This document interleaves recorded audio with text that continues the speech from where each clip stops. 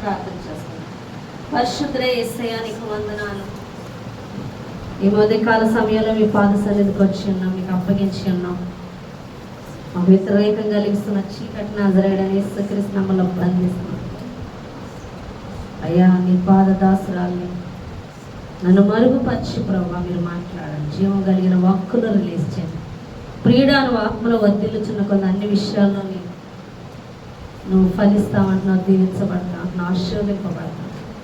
ఆత్మలో ఫలించు కృప మాకు అనుగ్రహించమని నిరాకడ సమీపించుండగా మేము సిద్ధపట్టుకు అనేకులు సిద్ధపరచుటకు సహాయం చేయమని, మా మనోనేత్రాలు బాగుగా తెరవమని నీ కృపగల హస్తాలకు మమ్మల్ని మేము అప్పగించుకుంటూ యేసు నామములో అడుగుచున్నాం తండ్రి, ఆమేన్. హల్లెలూయా. వాక్యం చూస్తున్నాను.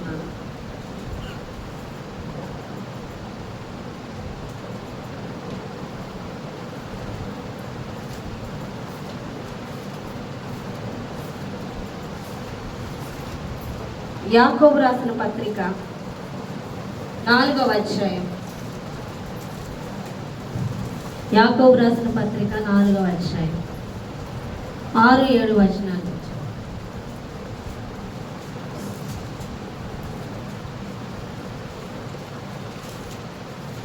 అందుచేత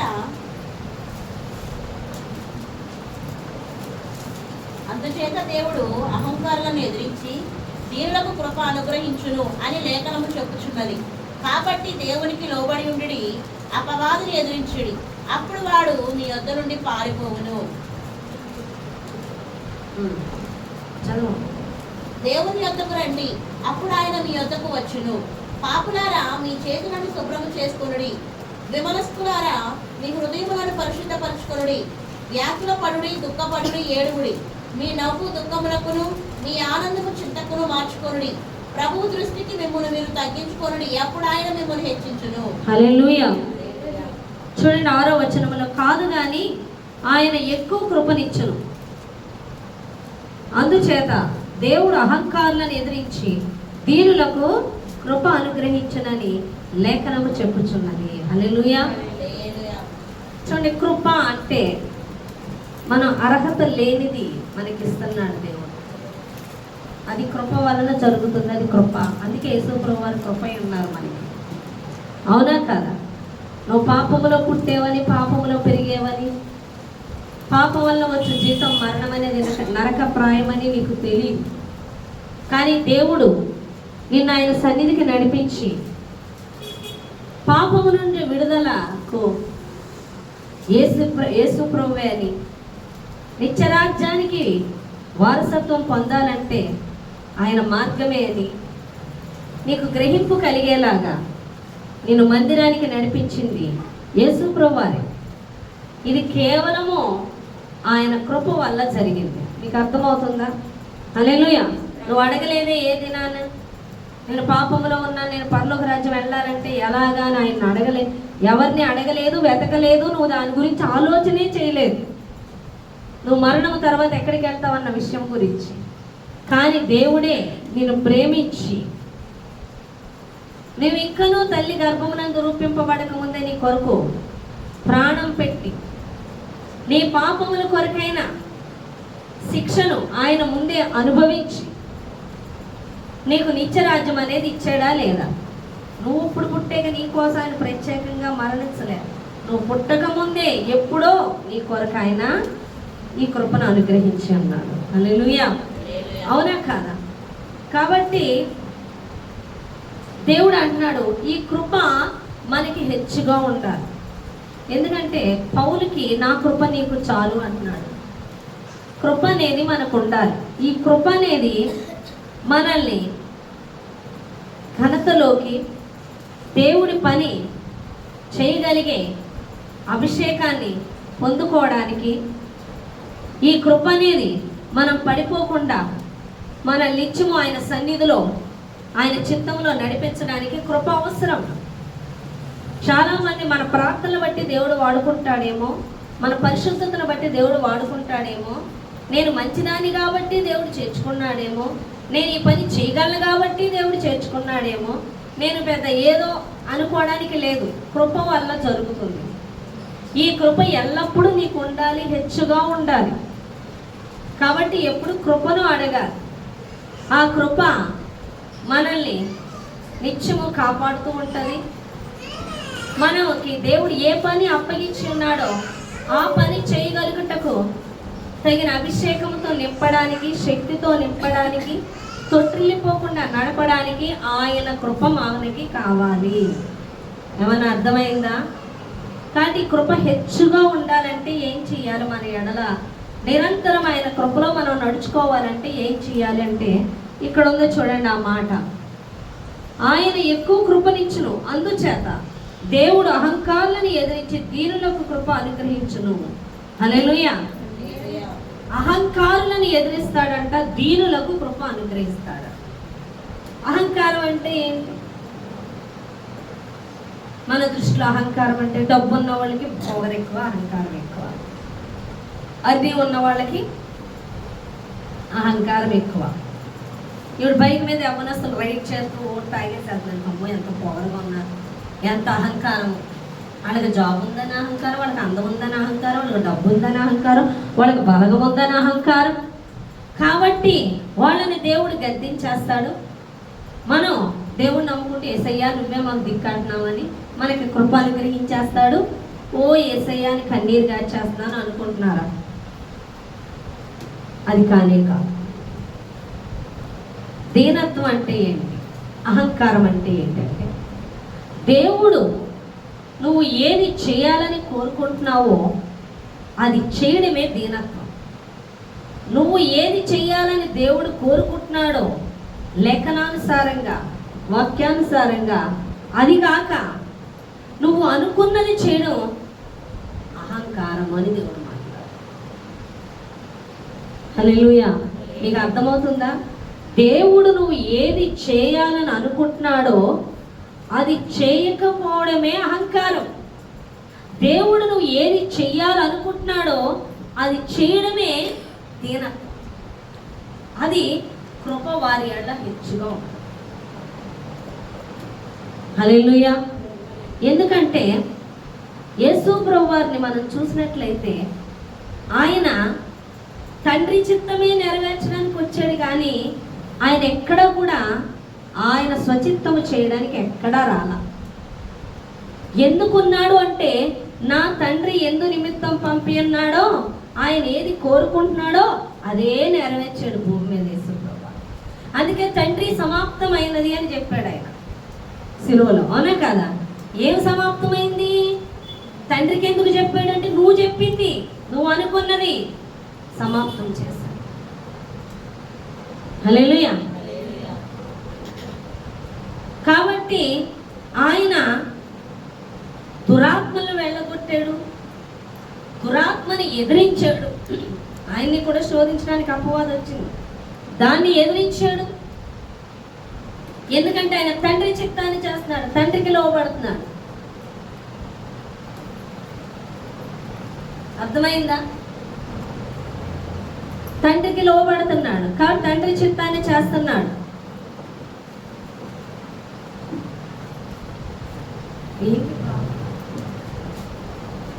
హల్లెలూయా.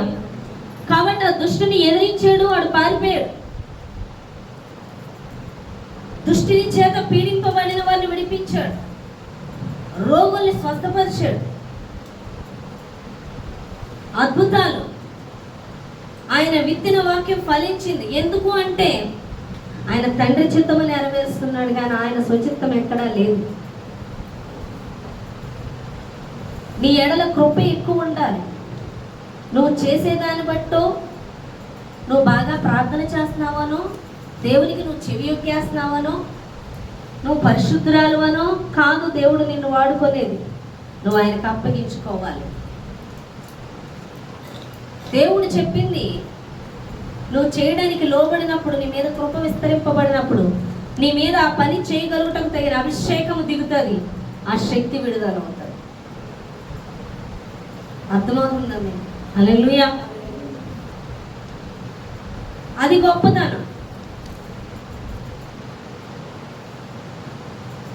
యేసు ప్రభువారు మనం చూసినట్లయితే అపోస్తుల కార్యాల్లో పేతురు, యాకోబు, యోహాను వాళ్ళు శృంగారం అనే దేవాలయానికి వెళ్తున్నప్పుడు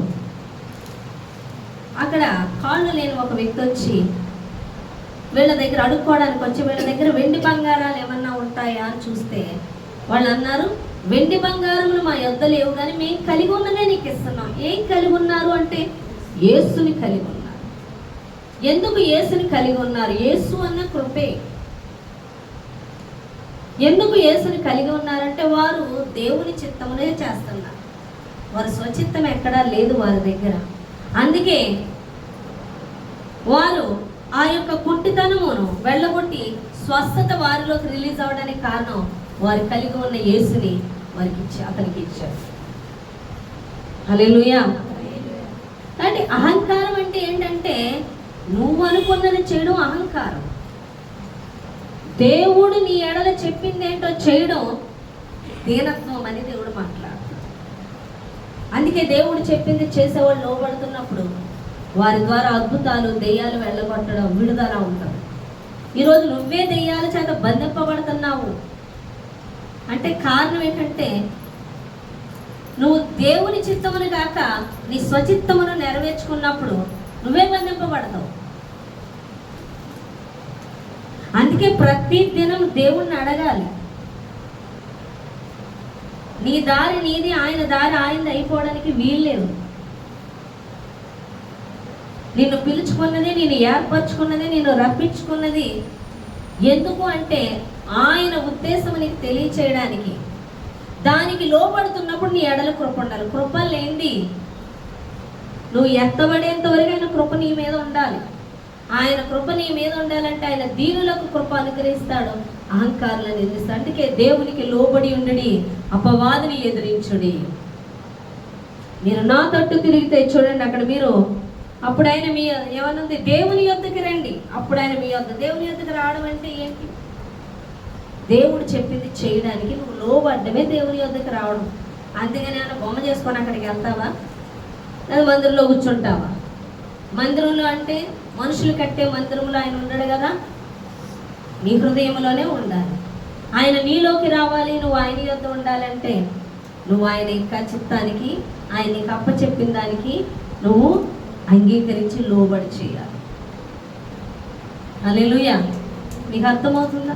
ఇంకా దేవుడు ఏమని చెప్తున్నాడు? విమనస్కులారా, పాపులారా, మీ చేతులు శుభ్రపరచుకోండి, మీ హృదయములను పరిశుద్ధపరచుకోండి. వ్యాకుల పడుడి, దుఃఖపడి ఏడుడి.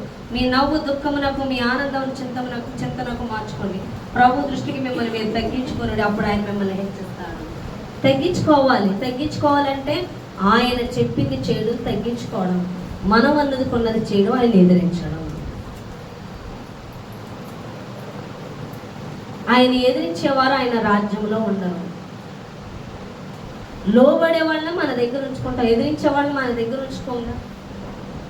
ఎదిరించే వారి కోసం కాదైనా, లోబడే వాళ్ళ కోసం. లోబడే వాళ్ళ ద్వారానే ఆయన రాజ్యం విస్తరింపబడుతుంది, ఎదిరించే వాళ్ళ ద్వారా ఆయన రాజ్యం విస్తరింపబడుతుంది.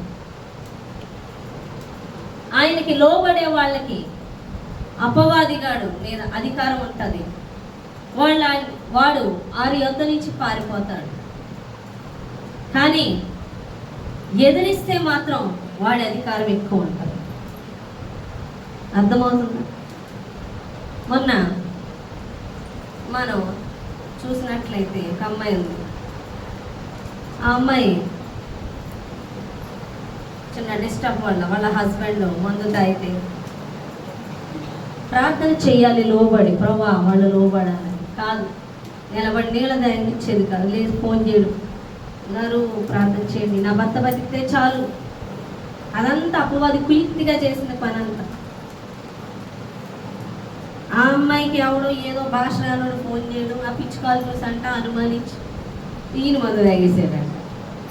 ఓ ఈ అమ్మాయి నా మీద నింద తొలగిపోవాలి, నా మీద నింద తొలగిపోవాలి, ప్రేర్ చేయండి. అలాగే ప్రార్థన చేసాం, బతికాడు. బతికిన తర్వాత ఏంటి? రివర్స్. మేము ప్రార్థన చేయడం వల్ల బతకడం కాదు, ఇక్కడికే రాకూడదండి ప్రేయర్కి. అది కాక మరలా ఆ పాశ్రమ లాస్ట్లో వచ్చి వాళ్ళు చేయడం ప్రార్థన మేము చేస్తేనే కదా బతికేది. కాబట్టి మీరు అక్కడికి వెళ్ళొద్దు, అసలు బాప్తిసం అంటే ఇది, అదంటే ఇది అని ఫుల్ బైబిల్ అనుసారంగానే లేదు. ఆమె ఏదో సొంత బాధ చేస్తుంది. అయ్యని నేను ఫుల్గా వ్యతిరేకం అయిపోతే ఈ అమ్మాయి కాదు, దేవుడే స్వస్థపరిచాడు, దేవుడి కోసం నిలబడి వాళ్ళ అమ్మగారి ఇంటికి పెట్టాడు. సరే, అక్కడ బలమైన పరిచర్య మొదలయ్యింది. వాళ్ళ ఫ్యామిలీ మారుతున్నారు. ఈలోగా వాళ్ళ హస్బెండ్ వస్తున్నాడు, లేదు మనం ఇక్కడే ఉన్నాం, మీ అమ్మగారు మీ వాళ్ళందరూ చాలా మాకు నిందలు వేసేసారు అని చెప్పింది. సరే అని చెప్పారు. ఈలోపు ఏమో ఒక రూమ్ తీసుకున్నారు. అక్కడ ప్రేయర్ పెడదామని మెయిన్ వాళ్ళ ఇంట్లో పెట్టడానికి కుదరక దేవుని చిత్తంలో వెతకమన్నాం, అడిగితే ప్రేయర్ పెట్టుకోమన్నారు. ఈలోపు చర్చికి ఆగింది ప్రేయర్స్కి. అంటే మరి పనులకి వెళ్ళాలి, ఎందుకంటే ఆ మందిరంలో కరెంట్ కావాలి, ఫ్యాన్ కావాలి, మరి అన్నీ సమకూర్చేద్దాం. మనం ఫోన్ చేసి చెప్పడానికి కూడా లేదు, ఆవిడ చెప్పినప్పుడే మనం వినాలి. ఇంక ఫోన్ ఎత్తడానికి ఫోన్ ఉండదు వాళ్ళ దగ్గర. వాళ్ళకి ఏదో ఫోన్ ఎత్తే వాళ్ళు ఏం చేస్తున్నారు చెప్పి పెట్టేస్తున్నారు. ఇంక మళ్ళీ మనకు ఫోన్ ఉండదు, వాళ్ళు ఎప్పుడు చేస్తారో అప్పుడే. ఇదేంటిది అనుకుంటే సండే ప్రేయర్ కూడా మానేసి పనికి వెళ్ళిపోయి ఫ్యాన్ బిగించేసి కరెంట్ లేదు, కరెంట్ తెప్పించేసింది, సంథింగ్ ఏదో చేసింది. సరే, ప్రేయర్ చేసుకోవడానికి ఇచ్చిన వాళ్ళు అన్నారు, ప్రేయర్ వద్దు, నువ్వు మాత్రం ఉండాలి. ఎందుకన్నారు ఆ మాట? ఈలోపు మళ్ళీ మా నాయన అన్నాడు, పెద్ద మంది రా అక్కడికి అందరూ వస్తే తను పెట్టాలి ఒకదే అంటే మానేసింది. అది కూడా మనకి తెలియదు, అక్కడికి వచ్చేసింది. రావడమే శాతాన్ని రెచ్చిపోయింది. అక్కడ గలిబిలి డిస్టర్బ్ కేకలు. ప్రేయర్ అయిపోయాక ఒకటే అన్నా, నువ్వు దేవుని చిత్తం చేయవా, నీ సొంత ఆలోచనలేనా? ఏమనుకుంటున్నావు? నేను ఇక్కడికి రమ్మని దేవుడు చెప్పాడా? ఎందుకు ఈరోజు సాతాను రెచ్చిపోవడానికి కారణం? నువ్వు దేవునా అంటే మీకు ఫోన్ చేద్దాం అనుకున్నాను. ఏంటి ఫోన్ చేయడం? దేవుడు ఆలోచన ఎరగకుండా నేను ఎవరు రమ్మన్నాడు? నేను చెప్పాను వెళ్ళమని. ఈరోజు సిస్టర్ గారు మొన్న అంటున్నాను, ఈరోజు మానే సిచ్యువేషన్ ఇదేంటే కాదు, ఈరోజు రావద్దు. అది ఎంత గట్స్ ఉండాలో తెలుసా ఆ మాట చెప్పాలంటే. మాకు కుదరలేదు, ఈరోజు రావద్దు, మాకు కుదరలేదు, మేము రావు. ఎవరికి చెప్తున్నారు ఈ సమాధానం? ఆషామాషిగా ఉందా? చెప్పండి. మేము రావు, ఆయన ఆజ్ఞాపించాడమ్మా. అయ్యా దేవుడు ఆజ్ఞాపించాడు, మేము రావు, మీరు రావద్దు, ఈవేళ కుదరదు. వాళ్ళు వద్దన్నారు, ఈవేళ కుదరదు, మీరు రావద్దు అని చెప్తుంది. పరిశుద్ధాత్మ దేవుడు రోషంగా లేచాడు, ఒకటే చెప్పాడు, నువ్వు రావద్దడానికి ఎవరిని అనుకుంటున్నావు? నువ్వు మాట్లాడుతున్నావు, నిన్ను పట్టుకొని అక్కడ ఆత్మలకి వెళ్తున్నాడు. అక్కడ చాలా ఆత్మలు కదులుతున్నాయి. వాళ్ళ కోసం నువ్వు ఆపుతావేంటి? నువ్వు ఆపడానికి వీలు లేదు. దేవుడు వెళ్ళమంటున్నాడు అంతే. రావద్దు, ఇక్కడ సిచ్యువేషన్ బాగుంటే చెప్తానంటావేంటి? నువ్వు చెప్తే వస్తున్నానే ఏంటి? నేను అక్కడ దేవుడు వెళ్ళమన్నాడు కాబట్టి వెళ్తున్నావు. మొన్న నువ్వు చేసింది 2 పనులు కూడా దేవునికి వ్యతిరేకమే. ఇంకెన్ని చేసుకుంటే వెళ్తావు? ఫస్ట్ నుంచి అంతే, నువ్వు చెప్పినట్టేనారా దేవుడు చెప్పినట్టేనారా అని చెప్పినప్పుడు అప్పుడు వీళ్ళంతా అక్కడ బలంగా జరిగింది. ఎవరు ఆపల, వెంటనే అపవాదికి లోపడిపోయి. కృప ఉండదు, దేవునికి లోబడి ఉండాలి.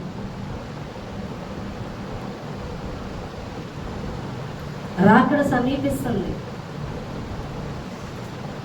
దేవుడు చాలాసార్లు చెప్పాడు, ఈ సంఘానికి వచ్చిన వాళ్ళు ఖచ్చితంగా దేవుని పని కొరకే దేవుడు ఏర్పరచుకుంటున్నాడు. ప్రతి ఒక్కరికి దర్శనాలు ఇస్తున్నాడు, మాట్లాడుతున్నాడు, మీతో మాట్లాడుతున్నాడు. 1 వీక్ నుంచి నేను చాలా వేదన పడుతున్నాను. చాలామంది దేవునికి వ్యతిరేకంగా చెప్పింది ఒకటి, చేసేది ఒకటి. నేను ఒకటే అడిగాను, ప్రభా నాకు భారం, నన్ను నలిపి నేను ప్రార్థన చేస్తా, నీకు ఇష్టమైతే వాడుకోలేదే తీసి, నాకు సంబంధం. నాకు చెప్పింది మాత్రం నేను చేస్తాను, సాయి శక్తులా నేను ప్రయత్నిస్తాను 100% నీ చిత్తం చేయడానికి. నీ చిత్తాన్ని దాటి వెళ్ళిపోకున్నట్లు నేను చూసుకుంటా, ప్రార్థనే చేస్తా.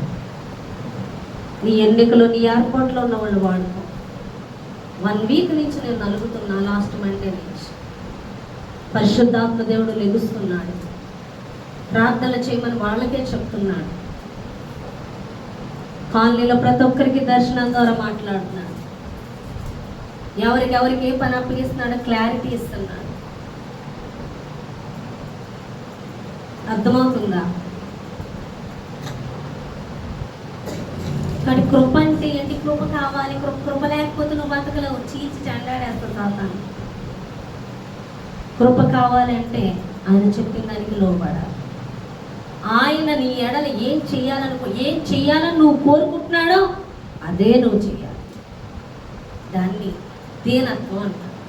నువ్వు అనుకున్నది చేయడం అహంకారం అంటాడు. అహంకారాలను దేవుడు ఎదిరిస్తాడు. ఆత్మ సంబంధమైన మాటలు అందరికీ అర్థం కావు. శరీరంలో బంధింపబడిన వాళ్ళకి ఇవి చాలా కత్తిపోటుల్లో ఉంటాయి. ఇలాంటి మాటలు జీర్ణించుకోలేరు. ఆత్మ సంబంధానికి ఇది ఎంతో ఆనందాన్ని ఇస్తుంది. మరింత ఆత్మీయ లోతు దేవుడు నన్ను నడిపిస్తున్నాడు, నా ఆత్మీయ గుడ్డితనాన్ని తొలగిస్తున్నాడని గ్రహిస్తారు. అదే శరీర సంబంధులు అయితే రివర్స్ అవుతారు. నష్టమేం లేదు, దేవుడే సమాధానం చెప్తారు. అర్థమవుతుందా? నువ్వు శరీరానుసారంగా ఉంటే కృపను పొందుకోలేవు. శరీరం చెప్పినట్టు నడుచుకుంటే నీకు కృప ఉండాలి. నీ పక్షాన దేవుడు కదలాలి.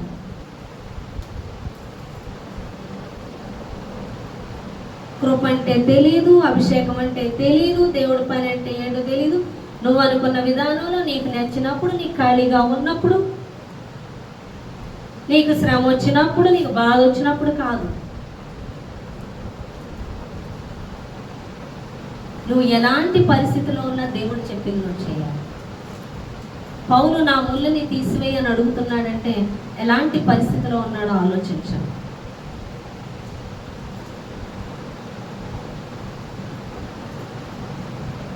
కీర్తన 34:12-16 వచనాలు చదువుదాం. చూడండి.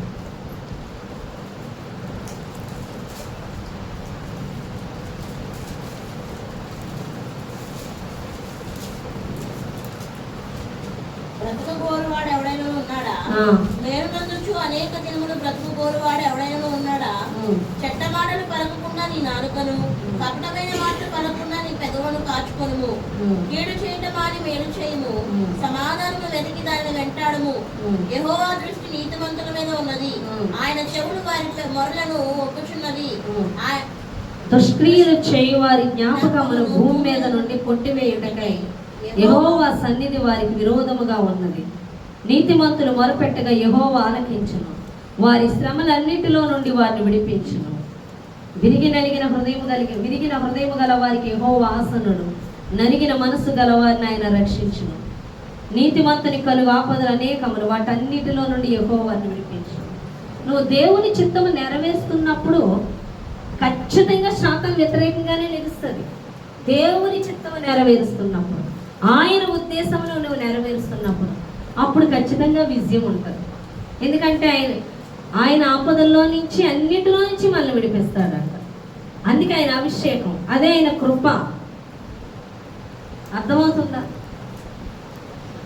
అదే మనం దేవుడు అనుకున్నది చేయక మనం అనుకున్నది చేస్తున్నప్పుడు మనకు అనేక శ్రమలు వస్తాయి. దానిలో నుంచి విడుదల ఉండదు. అది డామినేషన్ చేస్తుంది, అది కృపకు దూరం చేస్తుంది, అది నిత్య నరకానికి నడిపిస్తుంది. అర్థమవుతుందా? నువ్వు ఆత్మ సంబంధమైన అర్థం చేసుకుంటూ వెళితే చాలు, అపవాదం ఎదిరించవచ్చు. నువ్వు ఆత్మ సంబంధంగా నడుచుకోవాలి. నీకు కాసేపు కూడా టైం ఉన్నట్ల దేవుడితో సహవాసం చేయడానికి, దేవుడితో మాట్లాడడానికి, దేవుడి హృదయవాంఛ తెలుసుకోవడానికి ఎంతసేపు బయలుదేరే ముందు నీవు చేసేది ఏదో తీర్చమని అడుగుతున్నావు. నువ్వేం అడుగుతున్నావో నీ ప్రార్థన కరెక్ట్ అయినా కాదా అన్న జ్ఞానం కూడా ఉండట్లేదు. ప్రార్థన ఏంటి? నువ్వు వెళ్ళేటప్పుడు నేను బయటికి వెళ్తున్నాను, దీవించు, నేను చేసేది దీవించు, వెళ్ళేటప్పుడు వచ్చేటప్పుడు కాపాడు, అయిపోయింది. ఇది ఏదైనా నీకు బాధ కలిగితే తీసేయమని ఏడుపు. ఇదే ప్రార్థన. సరైన ప్రార్థన ఏంటి? దేని కొరకు ప్రార్థన చేయాలి? ఇంకా అవేమీ లేవు. గంటల కొద్ది ప్రార్థన చేయండి. దేనికోసం? పనే ఉంది. దీవించి ఆశీర్వదించి శ్రమ తీసి అయిపోయింది. లేదా నిద్రవడం ప్రేయర్లో. ప్రేయర్ దేనికోసం చేస్తున్నాం? భారం లేదు. ఎందుకని? దేవుడు అప్పగించింది చేయాలన్నప్పుడు ఖచ్చితంగా నీకు ప్రార్థన సహాయం అవసరం. మోషే ఇజ్రాయెల్ ప్రజలు నడిపించడానికి ఖచ్చితంగా దేవుని కృప లోబడుతున్నాడు ప్రతి విషయానికి. తన బలము తన ఆలోచన ఉపయోగించినప్పుడు పని చేయలేదు యేసయ్య. అహంకారంతో కూడుకున్నది. మొట్టమొదటి ఇజ్రాయెల్ ప్రజలు విడిపించడానికి ఐగుప్తుని చంపాడు. అది అహంకారం, గర్వం. దేవుడు ఎదిరించాడు. ఆ ఇజ్రాయెల్ ప్రజలే తరిమేశారు, పారిపోయాడు. కానీ దేవునికి లోబడొచ్చాక ఫరోనే దేవుడు పూర్తిగా సైన్యాన్ని అతని ఎదుట తీసివేశాడు. ఫరో ఎదుట మాట్లాడగలిగేటట్లు దేవుడు నిలబెట్టాడు. ఎందుకంటే దేవుని మాటకు అక్కడ లోబడ్డాడు, దీనుడయ్యాడు. భూమి మీద గొప్ప సాత్వికుడిగా మోషే ఉన్నాడు. అంతగా దేవునికి లోబడ్డాడు. ఎదిరించినందువల్ల వచ్చిన నష్టం ఏంటో ఎరిగి ఉన్నాడు కాబట్టి అంత సాత్వికంగా లోబడ్డాడు. అర్థమవుతుందా మీకు? దేవుడికి లోబడ్డం అంటే ఏదో మోకాళ్ళు వేసేసి వణికేసి ఏడ్చేసి దీనులమయ్యా, పురుగులమయ్యా, పనికిరానోళ్ళమయ్యా, వేస్ట్ గాళ్ళమయ్యా, చెత్తోళ్ళమయ్యా అని చెప్పడానికి కాదు. దేవుని చిత్తము, ఆయన ఏం కోరుకుంటున్నాడో మన ఎడల అది చీటకు అప్పగించుకోవడమే దీనత్వము, తగ్గింపు. నువ్వు అనుకున్నది చేయడం. ఇప్పుడు తల్లిదండ్రులు ఉంటారు, వాళ్ళు చెప్పింది చేయడానికి పిల్లలు వాళ్ళు ఇష్టమైంది చేస్తూ ఉంటారు. అది చేయడం వాళ్ళకి నష్టం, అది వాళ్ళకి తెలియదు. కొడతాం, తిడదాం, వాళ్ళకి చాలా కోపం వస్తుంది. వాళ్ళు ఎదురిస్తారు, మేము అనుకున్నదే చేస్తామంటారు, చెప్పిన మాట వినరు. అప్పుడు తల్లిదండ్రులు మాట్లాడతారు, ఏమన్నా తెలుసా? పోతావు, ఎందుకు చెప్తున్నావో నీకు అర్థం కావట్లే, నాశనం అయిపోతావు అంటారు. చెప్పిస్తున్నావా అంటారు. నీకు ముందున్నదంటే నీకు తెలియట్లే, మాకు అర్థమవుతుంది. నేను చెప్పి చేయట్లే, నువ్వు అనుకున్నది చేస్తున్నావని. నేడుండి రేపు ఉంటాడో లేదో తెలియని మనిషి అంటే నీ యొక్క పాస్ట్, ప్రజెంట్, ఫ్యూచర్ చూస్తున్న దేవుడు ఏం చెప్పాలి నీకు? నువ్వు అనుకున్నది చేస్తున్నప్పుడు ఆయన నవ్వడా? అవునే కదా? మీరు అనుకున్నది చేస్తున్నప్పుడు, మీరు మీ నాలుక మీ ఇష్టమని మాట్లాడుతున్నప్పుడు, మీ త్రోవలు మీరు ఏర్పరచుకున్నప్పుడు నవ్వడా ఆయన? మీరు ఎక్కడికి వెళ్ళబోతున్నారు ఆయనకి తెలియదా? ఖచ్చితంగా నవ్వుతాడు ఆయన.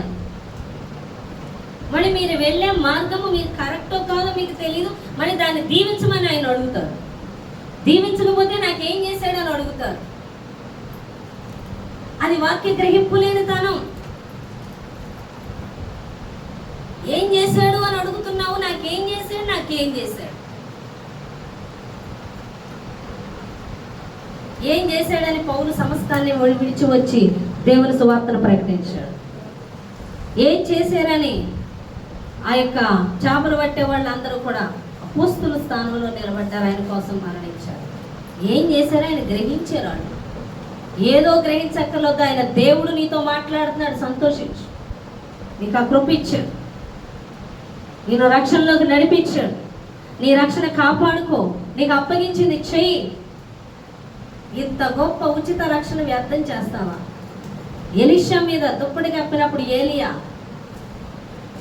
పిలిచినప్పుడు ఎంతో ఆస్తి గలవాడు, పొలాన్ని దున్నుతున్నాడు. ఆ పొలాన్ని విడిచిపెట్టి ఆ యొక్క పిలుపును పొందుకొని లోబడి విందు చేసి తల్లిదండ్రులకు చెప్పి బయలుదేరి వచ్చేసాడు. విందు చేశాడు. ఈ రోజుల్లో పరిచర్య, దేవుని సేవ అంటే చీప్. అదే లోక సంబంధమైన ఏమన్నా వచ్చాయంటే ప్రేయర్స్, దేవుడికి కృతజ్ఞతలు. దానికి ఆ కృతజ్ఞతలు దేవుని పనిలో వాడబడుతున్నందుక ఇక స్థిమితం పడ్డానికి ఇంకా సమయం లేదు, రాకడ సమీపించిపోతుంది. నువ్వు అనుకున్నట్టు ఇప్పుడు దినాలు చెడ్డవైపోతుంది. నేను చెప్తూనే ఉన్నాను, 2020 నుంచి ఒక్కో సంవత్సరం భయంకరమైన పరిస్థితులు వినబోతున్నామని. ఇక ముందు మన శక్తి, మన సంపాదన, దాన్ని బట్టి మనం బతికేది కాదు, దేవుని మీద అనుకుంటేనే. అది ఇప్పటి నుంచి నువ్వు నేర్చుకుంటే బెటర్. లేదు నీ శక్తి నీ బలం అంటే నీ శక్తి ఉపయోగించినా నీ బలం ఉపయోగించినా రేపు పొద్దున్న తినడానికి ఉంటుందో లేదో తెలియదు, బ్రతకడానికి బ్రతుకుంటుందో లేదో కూడా తెలియదు. అలాంటి పరిస్థితులు రాబోతున్నాయి. అప్పుడు దేవుడే దిక్కు మనకి. అది ఎప్పటి నుంచి దేవుని మీద ఆధారపడితే ఆయన నుంచి పొందుకున్న వాళ్ళు భయపడరు, సిద్ధపడిన వాళ్ళు రాకల్లో ఎత్తబడతారు. సిద్ధపడకపోతే ఇంకా భయంకరమైన దినాలు చూడవలసి వస్తుంది. నువ్వు ఈ దినాలు చూస్తున్నప్పుడే, సూచనలు చూస్తున్నప్పుడే నీ ఆత్మను సిద్ధపరచుకోవన్నారు. నువ్వు ఇప్పుడు అనేసుకొని ఇప్పుడు చేసేయడానికి ఇది ఆత్మీయ స్థితి. నేత్రాలు అంత తెరవబడవు, శరీరంలో బంధింపబడను, పగలగొట్టాలి. లోపల ఉన్న విత్తనం పైకి రావాలంటే పగలగొట్టబడాలి, అది బయటది. అప్పుడే జీవం బయటకు వస్తుంది. నీ శరీరం పగలగొట్టకపోతే, నీ శరీరం నలగకపోతే, నీ శరీరానికి గాయాలు అవ్వకపోతే బయటికి రాదది. చాలా మంది ఇక్కడ బోధ కఠినంగా ఉంది, తేలిక బోధలకు వెళ్ళిపోదాం, మనల్ని ముఖస్తుతి చేసే బోధలకు వెళ్ళిపోదాం, మనల్ని మెచ్చుకునే బోధలకి మెచ్చుకో.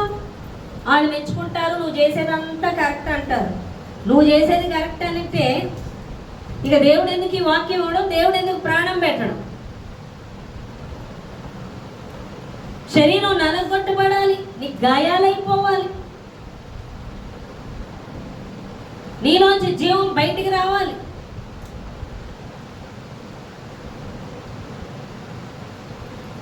కానీ వద్దు మనం వినమంటే రేపు ఆయన ఎదుట నిలబడాలి. ఆయనే జడ్జు. ఇక్కడ చెప్పిందంటే అక్కడ వినిపిస్తాడు. మరి ఎన్నిసార్లు చెప్పినా వినకపోతే ఏం చేస్తాడు? ఆత్మీయ నేత్రాలు తెరవబడిపోవాలంటే ఇప్పుడు తెరవబడిపోతాయి ఏంటి? లోబడుతుండగా నువ్వు మొదటి దానికి లోబడినప్పుడు రెండవది ఎలా లోబడిపోతావు? మొదటి దాని దగ్గరే ఆగిపోతాడు దేవుడు. నువ్వు ఎక్కడ లోబడలేదో అక్కడ సరి చేసుకోవాలి. ప్రతిదీ లోబడుకుంటూ రావాలి. లోకం వేరు, మళ్ళీ ఇక్కడ వాక్యం వినేసాం, నీతి సూత్రాలు వినేసాం, మనం వెళ్ళిపోవచ్చు ఇంకా లోకంలోకి అనుకున్నాం. నువ్వు విన్నా వినకపోయినా జరిగేది. ఆల్రెడీ కొన్ని ప్రాంతాల్లో చూపెడుతున్నారు, ఆకలికి వర్షంలో ప్లేట్లు పట్టుకొని నిలబడుతున్నారు. అపవాదిగాడు ప్రేరేపిస్తున్నాడు విపరీతమైన యుద్ధాలు. ఆల్రెడీ ఏంటో చెప్తున్నారు, లాక్డౌన్లు అని చెప్తున్నారు, పెట్రోల్ దొరకదని చెప్తున్నారు, అన్ని మూతలు పడతాయని చెప్తున్నారు. కొద్ది రోజులు మనకేం లేదని చెప్తారు, ఒక్కసారిగా చేతులు ఎత్తేస్తారు. దేవుడు అందుకే చెప్తున్నాడు ఏమనంటే, సారేపోతు స్త్రీ ఎలా పోషింపబడిందంటే దేవునికి లోబడటం వల్లే. ఈరోజు నేను పోషింపబడాలి. అలాంటి భయంకరమైన దినాల్లో లేకుండా రాకడలో ఎత్తబడాలంటే సిద్ధపడాలి. కానీ నువ్వు సిద్ధపడాలని దేవుడు మాట్లాడుతున్నాడు. నువ్వు సిద్ధపడాలంటే ఆయనకి లోబడాలి. ఆయనకి లోబడితేనే దీనులకు కృప అనుగ్రహింపబడుతుంది. ఆయనకి లోబడకుండా నీవు అనుకున్నది నువ్వు చేయడమే ఆయన ఎదిరించడం అని దేవుడు మాట్లాడుతున్నాడు. అహంకారాలను దేవుడు ఎదిరిస్తాడు, దీనులకు కృప అనుగ్రహిస్తాడు. దీనత్వం అంటే ఆయన చెప్పింది చేయడం, ఆయన చెప్పింది చేస్తుంటే దీనత్వము, తగ్గింపు. వారి హృదయం మెత్తని హృదయం, వాక్యము త్వరగా గ్రహింపు వస్తుంది. వారి మీద అభిషేకం ఉంటుంది. వారి ద్వారా దురాత్మలు పారిపోతాయి. వారు ఎక్కడ అడుగు పెడితే అక్కడ చీకటి తొలగింపబడుతుంది, వెలుగుతో నింపబడతారు.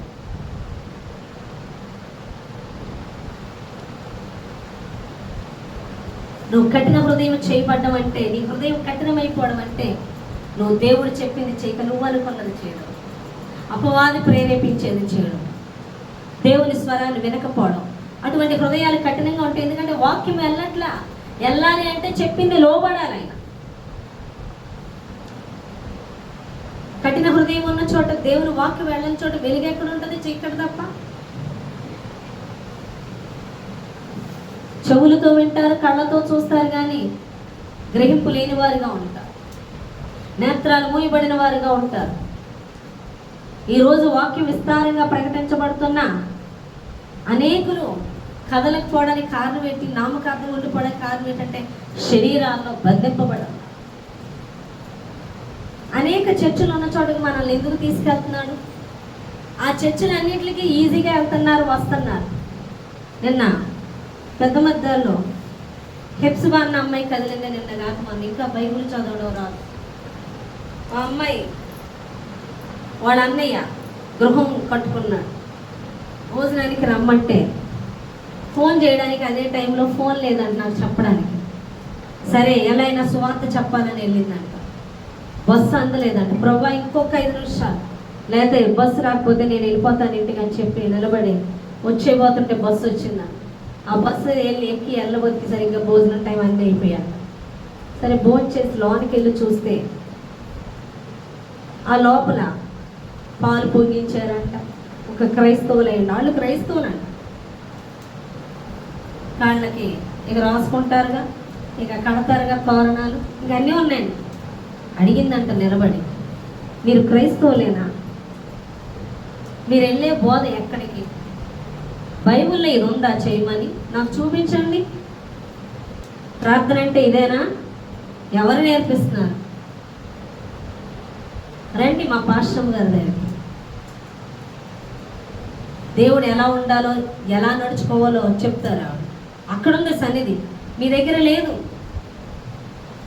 అని చెప్తే వాళ్ళందరికీ కోపాలు వచ్చేసారు. నువ్వు మాకు చెప్తున్నావు, నువ్వు కరెక్టా? నువ్వు బూతులు మాట్లాడతావని. అవును, ఒకప్పటి జీవితం నాది అదే. కానీ ఎప్పుడైతే వాళ్ళు వచ్చి మాకు నడిపించారో, నేను మాట్లాడలే, వెళ్ళి నా సాక్ష్యం వినండి అని వాళ్ళందరి మధ్యలో నుంచొని నిలబడి చెప్పిందంట. అది కావాలి అని చెప్పాలని వెళ్ళింది. నువ్వు చెప్పగలుగుతావా? ఆ అమ్మాయికి పెద్ద పెద్ద పాత్రలు అప్పగించినట్టు అక్కడ మందిరం కడితే నేను కూర్చొని అమ్మాయి నుంచొని చెప్తుందంట వాక్యం. దేవుడు నేను ఇక్కడ వాడుకుంటాడని మొన్నే చెప్పాను. నేను అందుకే సిద్ధపరుస్తున్నాను. చాలా శ్రమ నలుగుతుంది, ఏం భయపడకు. ఎవరి చేత నరపబడుతున్నావో వారిని నీ చేతులకు అప్పగిస్తాడు. దేవుడి కోసం నిలబడుతుంది. భయంకరంగా మొన్న వాళ్ళ హస్బెండ్ కొట్టాడు. పడుకొని లెగలేకపోతుంది, నీరసం, బీపీ. అయినా పనోళ్ళకి 10 మందికి వండి పెడుతుంది. అది మందిరం పని చేయడానికి వెళ్ళినట్టు. అంతకుముందు పనోళ్ళకి వెళ్తే వండి పెట్టింది, నీరసంతోనే వండి పెట్టింది.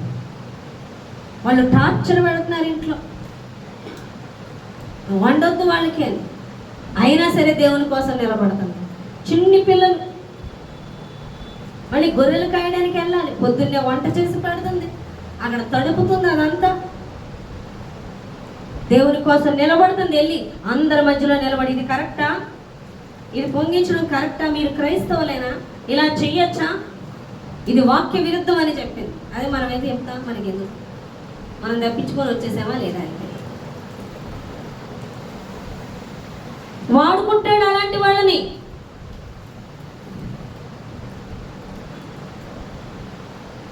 దేవుడు వెళ్ళి యేసు ప్రభువారు ఒక వ్యభిచార స్త్రీతో మాట్లాడాడు, అవునా కదా? సుకారాని ప్రాంతం గుండా వెళ్ళి ఆ అమ్మాయి వెళ్ళి ఏం చేసింది? ఊరందరినీ కదిలించింది. ఒక్క ఆత్మైనా సరైంది పట్టుకుంటే చాలు, చెత్త ఎందుకు మనకి?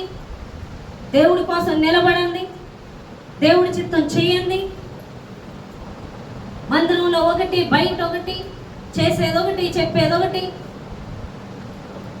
అలాంటి వాళ్ళు అవసరంలా, దేవుడి కోసం నిలబడేవాళ్ళు చాలు. ఆ సమరయ స్త్రీ చాలు, ఆ 12 మంది అపోస్తులు చాలు. ఈరోజు ప్రపంచాన్ని అంతటినీ కదిలించారు. చాలా మంది అంటారు చిన్న సంఘం చిన్న సంఘం అని. చిన్న సంఘమైనా ఆత్మలు బతికించేవాళ్ళు కావాలి. చచ్చేవాళ్ళు 1,00,000 మంది ఉంటే ఎందుకు? 10 మంది అయినా బతికిన వాళ్ళు ఉంటే చాలు. మీకు అర్థమవుతుందా? ప్రతి మాట ప్రతి ఒక్కరిలో పనిచేయాలి. ఈ చెవితో విని ఈ చెవితో వదిలేసే చెత్త ఎందుకు మనకి? హృదయాలు పగలగొట్టుకొని చెత్త ఎందుకు? శరీరానుసారంగా నడుచుకునే వాళ్ళు ఎందుకు? అక్కడ కదిలిన వాళ్ళు కొద్దిమంది అయినా ఒక్కొక్కరిని కదిలిస్తున్నారు. అక్కడ దేవుని యొక్క రాజ్య సంబంధులు ఎలా ఉంటారనే చూపెడుతున్నారు. ఈరోజు నువ్వు చూపెడుతున్నావా? వాళ్ళు చేసుకుంటారంటున్నావు. దేవుని సువార్త చెప్తున్నావా? ఆ భారం ఉందా? నువ్వు చెప్పాలని నీ పక్షాన దేవుడు కార్యాలు చేశాడు. నువ్వు మురిసిపోవడానికి కాదు. నీకేది చేశాడో అది నువ్వు చెప్పాలి, నువ్వు ప్రకటించాలి. నువ్వు చేయకపోతే వేరే ఒకళ్ళు ఎన్నుకుంటాడు. నీకు ఎందుకు ఇచ్చాడు స్వస్థత? నీకు ఎందుకు ఇచ్చాడు అభిషేకం? నీకు ఎందుకు ఇచ్చాడు వాక్య గ్రహింపు? చెప్పమని. ఆ కృపను పోగొట్టుకోవద్దు. దేవుడు ఏది చెప్పాడో నువ్వు చెప్పడమే లోబడి, నువ్వు ఏది చేయాలని కోరుకుంటున్నాడో అది చేయడమే నీకు దీనత్వము. అది చేయకపోవడం ఆయన ఎదిరించడము. దీనులకే కృప అనుగ్రహింపబడుతుంది, అహంకారులకు కాదు. కాబట్టి దీనత్వాన్ని కలిగి ఉండమని దేవుడు మాట్లాడుతున్నాడు. అనగా దేవుని చిత్తం చేయి. నువ్వు ప్రార్థన చేస్తున్నట్టు అడుగు. సురేష్ అయ్య గారు ఆయన సాక్షిలో చెప్పారు, ఏంటి నా ఎడల దేవుని చిత్తం అని వెళ్ళి ఉదయం నుంచి సాయంత్రం వరకు కనిపెట్టి ఆయన చిత్తము స్పష్టంగా తెలుసుకొని నడుచుకోవడం మొదలుపెట్టాడు. విజయమే. ఆయన శిష్యులు ఆయన చిత్తం తెలుసుకున్నారు, నడుచుకుంటున్నారు. దురాత్మలు ఎల్లగొట్టగలిగారు. స్వస్థతలు, అద్భుతాలు జరిగాయి. వాళ్ళు చదువులేని పామర్లే అయినప్పటికీ వాళ్ళను దేవుడు వాడుకున్నాడు. ఆయన స్వరం వినిపిస్తాడు, నీకు దర్శనాలు ఇస్తాడు. నువ్వేం బుక్కులు పట్టుకునో చదివేక్కర్లేదు, ఆయన చెప్తూ ఉంటే మాటలు చెప్పేస్తావు. నేను కొత్తగా పరిచయకి వచ్చినప్పుడు మల్లీశ్వరి అన్న అమ్మాయి దేవుడు మాట్లాడాడండి నాకు. ఉదయం బైబిల్ చదవడం అప్పుడు ఇంకా సరిగ్గా రాదు, చదవే లేదు అమ్మాయి. ఏం మాట్లాడాడు చెప్పన్నా. నేను బండ మీదకి పొయ్యి మీద అన్నం పొంగిపో అంతా పడిపోతే తుడుస్తుంటే, నువ్వు ఈ బండలను కాదు తొడవడానికి, బండలాంటి హృదయాలను భద్రం చేయడానికి నేను ఏర్పరచుకున్నాను. అది వాక్యమే. అవునా? నువ్వు ఈ పాత్రలు కాదు తోవడానికి, నువ్వు వీటిని కాదు తోవడానికి, నువ్వు అనేక మనుషుల హృదయాలు కడగడానికి నువ్వు ఉన్నావు దేవుడు మాట. నేను ఆశ్చర్యపోయాను. అవును, వాక్యమే అది. చదువులేని పామర్లు ఎలా వీళ్ళకి జ్ఞానం ఎక్కడదని ఆశ్చర్యపోయారు శాస్త్రులు, పరిసయ్యులు వాళ్ళందరూ. ఎందుకు అంటే పరిశుద్ధాత్మ దేవుడు చెప్తుంటే వాళ్ళు చెప్తూ ఉన్నారు. నువ్వు పరిశుద్ధాత్మ దేవుడికి అప్పగించుకుంటే సమస్తం బోధిస్తాడు. నేను చదవలేని నేను బైబిల్ చదవడం రాదు, నాకు అలా చేయడం రాదు, ఇలా చేయడం రాదు. వాళ్ళకి పిలుపు ఉంది కాబట్టి అది ప్రతి ఒక్కరి మీద ఉంది. ప్రతి ఒక్కరితో దేవుడు మాట్లాడుతున్నాడు. నీకు ఇచ్చిన దర్శనం తేలిగ్గా తీసుకోకు. దేవుడు కదలమన్నప్పుడే కదిలితే మన మీద ఆయన కృప ఉంటుందని దేవుడు మాట్లాడుతున్నాడు. కృప తొలగిపోతే మనం వెళ్ళి ఏం చేయలేం. వాడి పరిశుద్ధాత్మను సమస్తాన్ని బోధిస్తాడు. నేనేం బైబిల్ అంతా చదివేము స్టార్టింగే, కానీ పరిశుద్ధాత్మ దేవుడు బోధిస్తూ ఉంటాడు. అంతా అన్నీ చెప్తూ ఉంటాడు. తర్వాత చదువుతూ ఉంటే అరే ఇది నాకు తెలియకుండానే బోధించేనే అనుకుంటాం. ఇది నేను చదివి బోధించలేదని, ఎందుకంటే పరిశుద్ధాత్ముడు చెప్తాడు. అది నాకు ఎక్కడెక్కడ ఏ వాక్యాలు ఉన్నాయో నాకు తెలిసి కాదు, కానీ పరిశుద్ధాత్ముడు నాతో మాట్లాడేవాడు. ఒక ఆమెకు ప్రెగ్నెన్సీ అయినప్పుడు ఆమెకు మగపిల్లడు పుడతాడని చెప్పంటే, ప్రభువా ఇదే మాట వచ్చింది హృదయంలో. ఆయన లోపల నుంచే మాట్లాడతాడు, బయట నుంచి ఏమి వినిపించండి. ప్రభువా నేనా ఎలా చెప్పాలి అంటే, బాబోయ్ నేను చెప్పను అంటుంటే దేవుడు ఒకటే మాట అన్నాడు, నువ్వు చెప్తే నీ మీదకి రాదు తీర్పు, తీర్పులో నిలబడవు. నువ్వు చెప్పినా వినకపోతే వాళ్ళు, నేను చెప్పినా నువ్వు చెప్పకపోతే నువ్వు లెక్క చెప్తావు. ఆ వాక్యం ఎక్కడుందో నాకేంటో తెలియదు. తర్వాత చదువుతుంటే ఆ తర్వాత దొరికింది, కానీ ఆ విషయం నాకు ముందే మాట్లాడి చెప్పాడు. ఎవరు చెప్పారు? పరిశుద్ధాత్మ. బైబిల్ అంతా చదివేసాము అనుకోవడానికి కాదు. పరిశుద్ధాత్మ దేవుడికి లోబడితే మీరు ఎక్కడికి వెళ్ళినా ఏం మాట్లాడవలసింది ఆయన బోధిస్తాడు, ఎలా ప్రార్థన చేయవలసింది ఆయన బోధిస్తాడు, ఏదైనా ఆయన చెప్తాడు నువ్వు అప్పగించుకుంటే. అందుకే ఆయన శక్తితో కదలాలి. నేను సిద్ధపడిపోయాను, ఇప్పుడు నేను బాగా బైబిల్ చదివేశాను, ఇప్పుడు బాగా గుర్తుపెట్టేసుకున్నాను, ప్రార్థన నేర్చేసుకున్నాను, నేర్చేసుకున్నాను కాదు. నీకు దేవుడు ఏది చెప్పాడో అది లోబడి వెంటనే వెళితే అక్కడ ఏ కార్యం చేయాలన్నది పరిశుద్ధాత్మ దేవుడు చూసుకుంటాడు. నువ్వేం అవసరం లేదు. ఏం మాట్లాడాలో ఆయనే చెప్తాడు, ఏం చేయాలో ఆయనే చెప్తాడు. ఎవ్రీథింగ్ ఆయనే చూసుకుంటాడు. ఇది నేర్చుకొని వచ్చేది కాదు, నువ్వు ఆయన చెప్పిన దానికి లోబడుతూ వెళ్ళేది. నేర్చుకోవాలంటే ఈ పరిచయంలో ప్రతిరోజు కొత్తగానే ఉంటుంది లైఫ్. మామూలు లైఫ్ బోర్ కొడుతుందేమో కానీ ఈ లైఫ్ మామూలుగా ఉండదు. ప్రతిదినం కొత్త విషయమే నేర్చుకుంటాం దేవుడి నుంచి. ఇది ముందు జరిగింది, అది రొటీనే.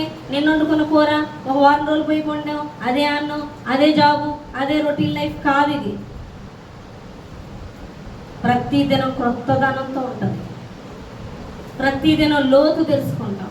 ప్రతిదినం క్రొత్త విషయాలు యేసులో తెలుసుకుంటాం. ఆయన నూతనంగా తెలుసుకుంటామని దేవుడు మాట్లాడారు. అది కృప అంటే నువ్వు లోబడాలి, ఆయన చెప్పింది చేయడం, ఆయన అనుకున్నది ఏది నువ్వు చేయాలనుకున్నా అది చేయడమే కృప. అది చేయడమే దీనత్వం, అది చేయకపోవడమే అహంకారం. దీనులకు మాత్రమే కృప అనుగ్రహిస్తాను అంటున్నాడు. కృప లేకపోతే నువ్వు ఏమీ చేయలేవని దేవుడు మాట్లాడుతున్నాడు. కృప లేకపోతే అంతకన్నా దౌర్భాగ్య జీవితం ఇంకోటి లేదని దేవుడు మాట్లాడుతున్నాడు. చిన్న మాటలు దేవుడు దీవించి ఆశీర్వదించునుగా.